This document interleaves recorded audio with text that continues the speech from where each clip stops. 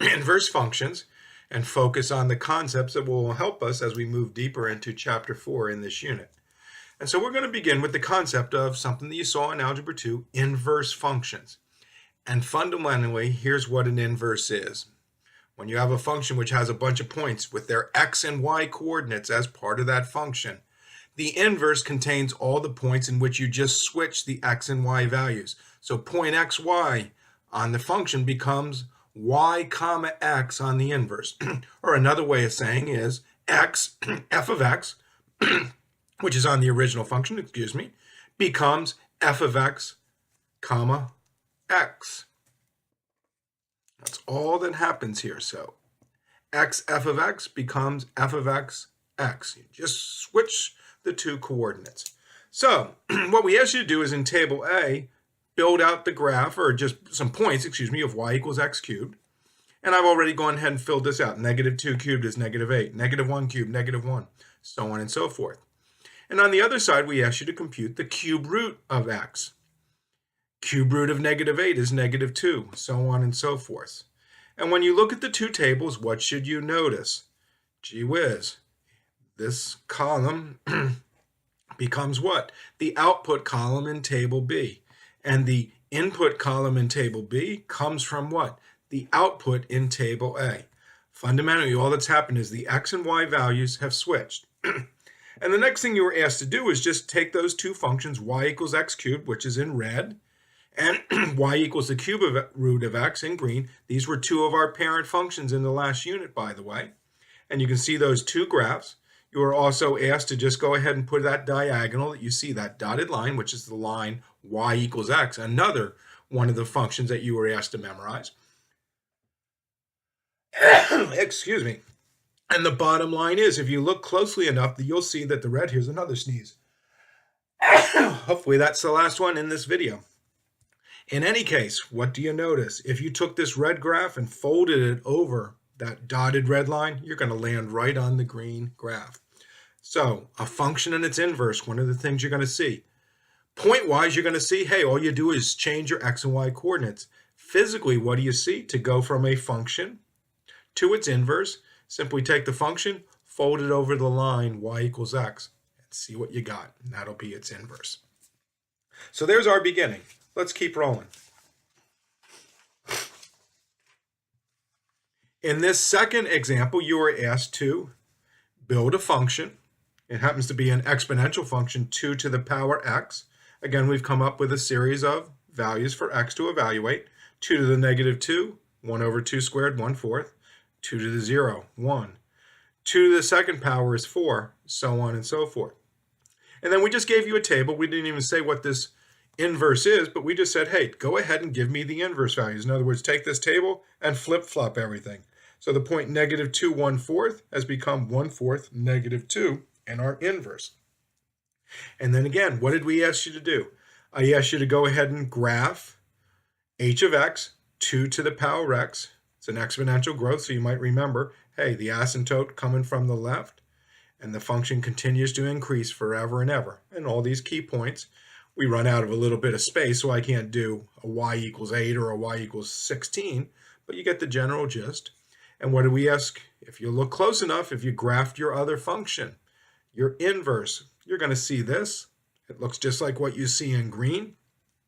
And by the way, again, a beautiful fold over the line y equals x. Now, a couple other things. Asked you to take a look. The domain and range of function h, well, the domain is all real numbers, and the range is 0 to infinity. And if I look at my inverse, what's its domain? 0 to infinity. What's its range? Its domain, 0 to infinity. And what's its range? -infinity to +infinity. So what do you notice? The domain of this function in red, becomes the range of the function in green.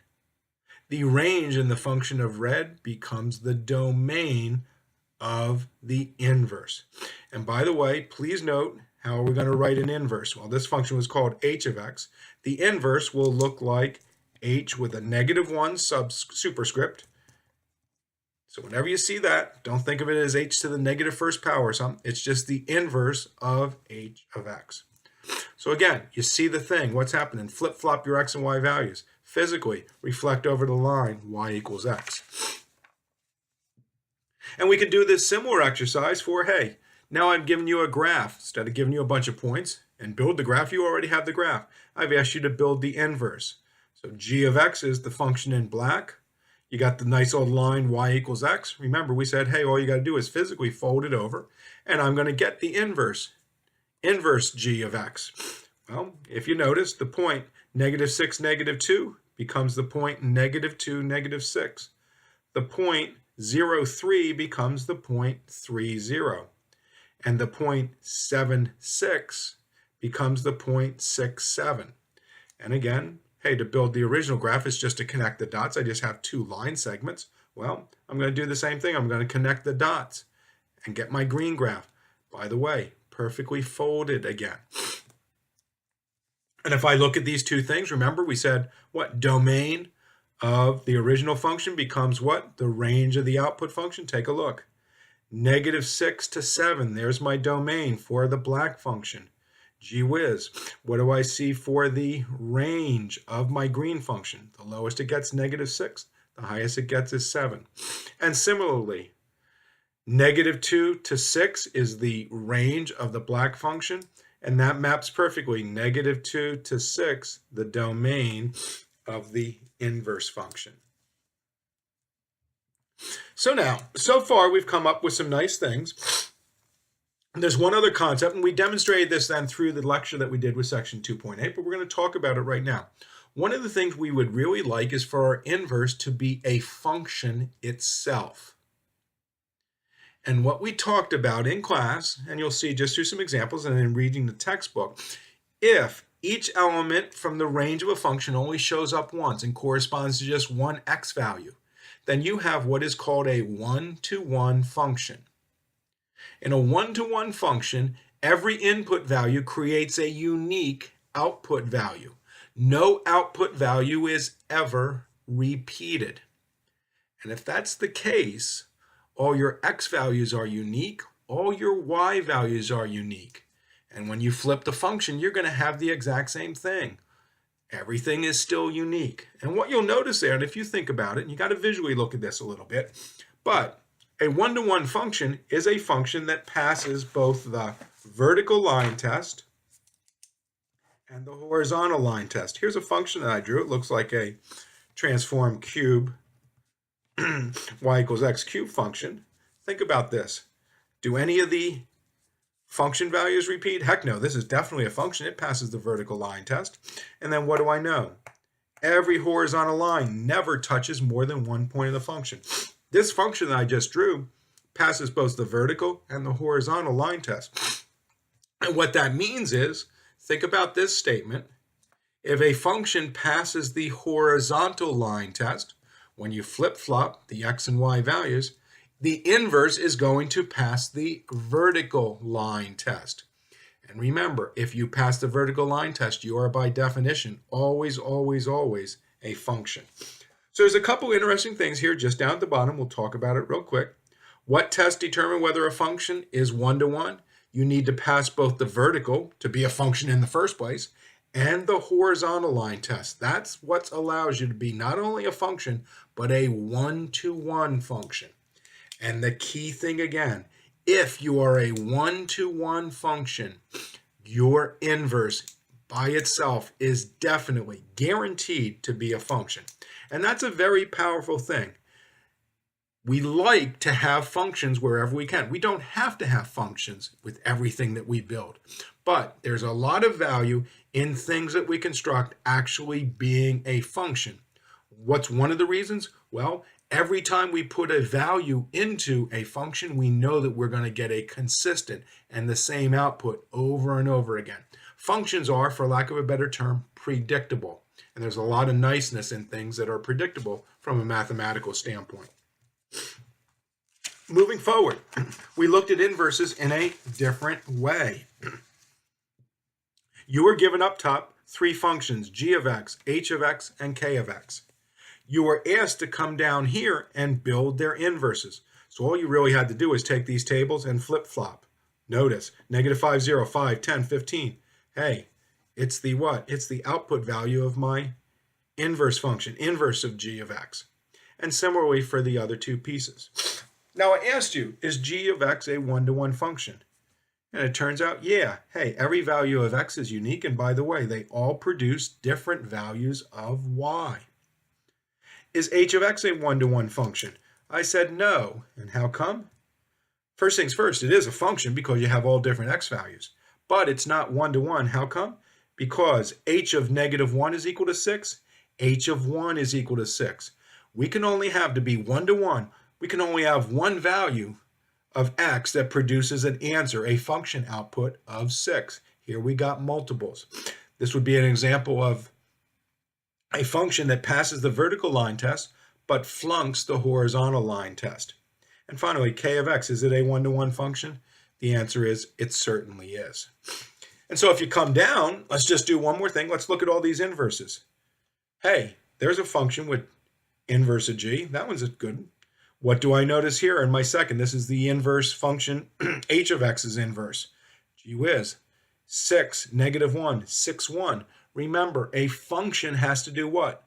For a given input value, it can only produce one output. I can't have a function that says sometimes when I put in 6, I get a -1, other times I get a +1. This can't be a function. And again, it's not a one-to-one, it's original, isn't a one-to-one.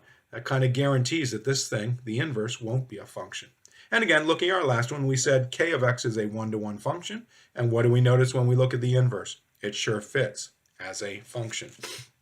So next you were asked to just do some simple things. Evaluate these different functions. Read the table is all we're doing. Hey, what's g of 5? Hey, here's the g of x function. When x is 5, g of x is 2.5. Hey, what's the value of the inverse function when I put in 5? Well, here's my g of x inverse function table. When I put in a value of 5, I get 10. The inverse of g evaluated at 5 is 10. Hey, what's h of -1? It's 6. What's k of 3? Hey, when I put in a 3, I get a 1. What's the inverse of k evaluated at 3? Oh, there's 3. Here's my output, 27. And then we did a couple other things that was very useful as we start talking about composition of functions and proving inverses in section 2.8's notes that we did in class on the 24th or 25th of October. But here's a composition. It wants us to evaluate function g using the value of what? The inverse at 5. So first things first, I need to figure out what the inverse function produces for an input value of 5. Well, we did that over here. We already know that the inverse value of g evaluated at 5 gives us 10. So I'm trying to compute then g of 10, and I get an answer of 5. G of 10 is 5 at the top of the screen. One more. Hey, evaluate the inverse function of g using as input the value of g of 5. Well, way back when, again, we know g of 5 is 2.5. We saw it up here. So if I want to compute the inverse of g of 5, that's the same as, hey, give me the inverse function evaluated at 2.5. And what do I get? 5. So there's something very interesting here when you do a composition of a function and its inverse, evaluate a particular input value, or you do the inverse composed with the original function, again at a particular input value, what do you come back to? You get your original answer. And if you think about it, you're putting one function into its inverse or an inverse into its function. Remember, inverses, what are all switched? The x and y coordinates. So I'm going to say the following. When you do a composition of functions that are inverses, you get taken right back to where you started from, right back to your original input value. It's no coincidence that the answer here is 5 and the answer there is 5. And if you look at this table a little bit more, spend a couple moments with composition, you'll see this thing very, very clearly. The last thing that we did in this section, I'm going to just bypass our bottom things. They're covered very well in section 2.8 with this extra practice. But our last problem talks about algebraically deriving an inverse. So far we've done it by flipping x and y points. We've done it visually by flipping something over the line y equals x. Now we're going to do something algebraically. And so what you were asked to do is graph 2x minus 3, that line, and that's done in green here. You were also asked to graph our good friend y equals x, so draw those good dotted lines again. And then the next thing is the technique that you use to compute an inverse algebraically. Take the equation y equals 2x minus 3 and interchange the values of x and y. Everywhere you see an x, turn it into a y. Everywhere you see a y, turn it into an x. And that's what you can see right here. Y equals 2x minus 3, starting point. Interchange, x equals 2y minus 3. And you're now asked to solve for y. First things first, I'm going to add 3 to both sides. X plus 3 equals 2y. I need to solve for y. Next thing I'm going to do is divide both sides by 2. X plus 3 over 2 is equal to y. And if I want to, that's the same as x over 2 plus 3 over 2 equals y. Or I can say y equals 1/2 x plus 3/2. And I graph that in red. And lo and behold, a perfect reflection, a perfect fold over y equals x.